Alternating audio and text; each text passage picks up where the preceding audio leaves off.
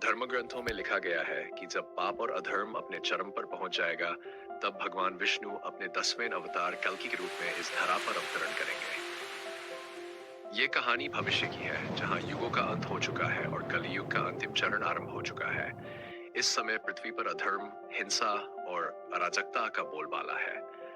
पृथ्वी पर चारों ओर केवल अनाचार, भ्रष्टाचार और अत्याचार फैल चुका है। मानवता का पतन हो चुका है और धर्म के नाम पर अधर्म का साम्राज्य स्थापित हो गया है। लोग एक दूसरे का खून बहाने से नहीं चूकते और नैतिकता का कोई मूल्य नहीं जाए। ऐसे समय में एक दिव्य भविष्यवाणी की जाती है कि भगवान विष्णु जी के एल्क ही अवतार के रूप में इस धरा पर अवतरण करेंगे और पापियों का अंत करेंगे। जन्म का रहस्य का एल्काई अवतार का जन्म एक छोटे से गांव में होना था, जिसे इस समय तक किसी ने नहीं देखा था। यह गांव हिमालय की ऊंचाइयों पर स्थित था, जहां मानव कदम शायद ही कभी पहुंचते थे। यह स्थान इतना रहस्यमय था कि वहां की प्राकृतिक शक्तियों के आगे कोई भी विद्या विफल हो जाती थी। गांव का नाम था शंभल और यह ऐसा गांव था जिसे केवल उन लोगों को ही दिखता था जो सच्चे हृदय से ईश्वर में आस्था रखते थे।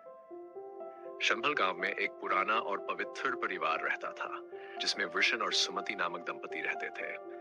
वे दोनों भगवान के कट्टर भक्त थे और अपनी साधना में लीन रहते थे। इन दोनों को ही चुना गया था कल्कि अवतार के माता पिता बनने के लिए। वृषण और सुमति को एक रात स्वप्न आया। उस स्वप्न में भगवान विष्णु स्वयं प्रकट हुए और कहा, कलयुग के अंधकार को समाप्त करने के लिए मैं तुम्हारे पुत्र के रूप में जन्म लूंगा। तुम्हें अब अपनी साधना को और गहन बनाना होगा। समय आने पर तुम्हारे घर में दिव्य शिशु का जन्म होगा। इस स्वप्न के बाद वृषण और सुमति को एहसास हो गया कि उनके जीवन में एक बड़ा बदलाव आने वाला है। वे अपनी साधना को और अधिक गहराई से करने लगे और अपनी दिनचर्या को पूरी तरह से बदल दिया।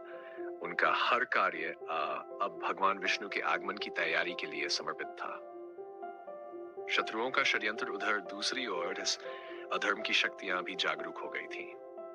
उन्हें भी किसी तरह से यह भविष्यवाणी सुनने में आई थी कि कल्कि अवतार का जन्म होने वाला है। अधर्म के राजा कलियुग के सबसे बड़े दैत्य का नाम था कली। उसने अपनी अपसरण शक्तियों से यह जान लिया था कि अगर कल्कि का जन्म हो गया तो उसका साम्राज्य ध्वस्त हो जाएगा। कली ने अपनी दानवी सेना को आदेश दिया कि वे हर हाल में उस दिव्य शिशु को जन्म लेने से रोके। कली की योजना थी कि वह वृषण और सुमति का अपहरण करवा ले और उन्हें मार डाले ताकि कल्कि का अवतार ना हो सके। उसकी सेना ने शंभल गांव की ओर प्रस्थान किया, लेकिन गांव को ढूंढ पाना कोई आसान काम नहीं था। शंभल अदृश्य था और केवल योगी आत्माओं के लिए ही प्रकट होता था। अदृश्य सुरक्षा भगवान विष्णु ने पहले से ही वृषण और सुमति की रक्षा के लिए दिव्य शक्तियां तैनात कर दी थीं। इसीलिए जब कली की सेना शंभल के निकट पहुंचने लगी तो वे सभी अचानक ही एक अदृश्य दीवार से टकरा गए। जितनी भी बार उन्होंने प्रयास किया, वे दीवार के आर पार नहीं जा सके। हर बार वे किसी न किसी अदृश्य शक्ति द्वारा पीछे धकेल दिए जाते थे। कली को यह समझते देर नहीं लगी कि शंभल गांव किसी साधारण शक्ति द्वारा सुरक्षित नहीं है। वह अपने सभी जादुई मंत्रों और तंत्रों का उपयोग करता है, लेकिन उसका हर प्रयास विफल हो जाता है। तभी कली ने एक और चाल चली। उसने अपने सबसे घातक योद्धाओं को मानव रूप में शंभल गांव के भीतर भेजने की योजना बनाई। ये योद्धा इतने चालाक थे कि वे अपनी दानवी शक्तियों को छिपा सकते थे और किसी भी साधारण मानव की तरह दिख सकते थे। जब ये योद्धा शंभल गांव में घुसे तो गांव के लोग उन्हें पहचान नहीं सके। वे वहां के लोगों के बीच घुल मिल गए और अपने मिशन की तैयारी करने लगे।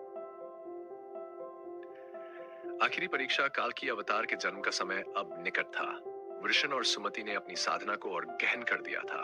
उन्हें यह एहसास हो चुका था कि कोई बड़ी घटना घटने वाली है, परंतु गांव में मौजूद छिपे हुए शत्रु भी अपने षड्यंत्र को अंजाम देने के लिए तैयार थे। जब जन्म की घड़ी आई तो गांव के लोग और साधु संत सभी उस क्षण का इंतजार कर रहे थे। वहीं दूसरी ओर कली के योद्धा भी अपने अंतिम हमले की योजना बना रहे थे। अचानक से गांव के चारों ओर बिजली कड़कने लगी। आसमान में अजीब अजीब संकेत प्रकट होने लगे।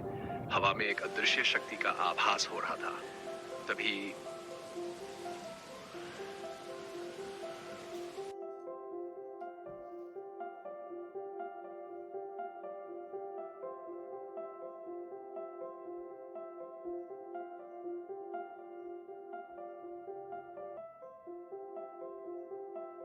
कैकन की अवतार की गाथा, अनकही कहानी।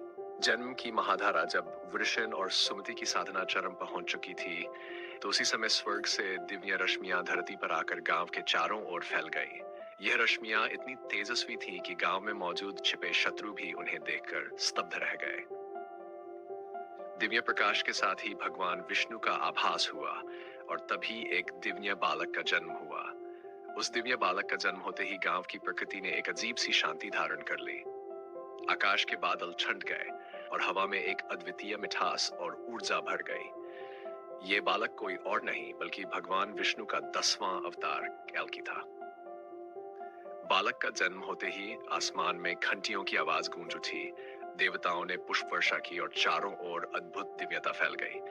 परंतु गांव के भीतर घुसे हुए कली के दानव योद्धा अब भी वहीं थे और अपने षड्यंत्र को अंजाम देने के लिए तैयार थे।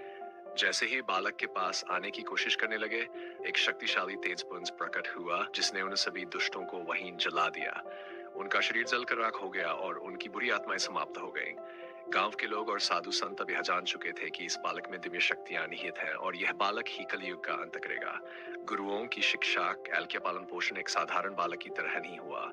बाल्यावस्था से ही उनमें बुद्धिमत्ता दिखाई देने लगी।